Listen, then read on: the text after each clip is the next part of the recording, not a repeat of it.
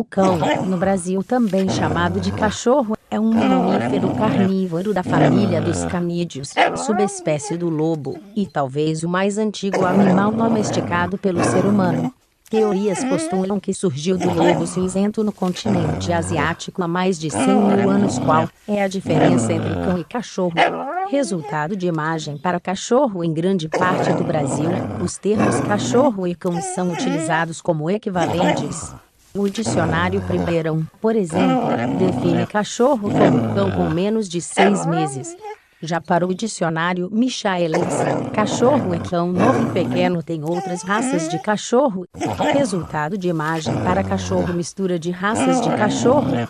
Confira 10 combinações fofas: Labrador Poodle, Labrador mais Poodle, Yorkshire, Yorkshire Terrier mais Poodle, Mouse, Maltese mais Shih Tzu, Ponchi, Lulu da Pomerânia mais Chihuahua, Sorky, Shih Tzu mais Yorkshire Husky, Chow Chow com Husky, Pinsky, Pitbull mais Husky, Labsky, Labrador com Husky. Resultado de imagem: conheça 8 raças de cachorro dócil e se apaixone por um. Sabe aquele pet que acompanha você pela casa, quer ficar no seu colo e até deita ao seu lado? Golden Retriever, Lhasa Apso, Beagle, Poodle, Dachshund, Labrador Retriever, Bulldog inglês.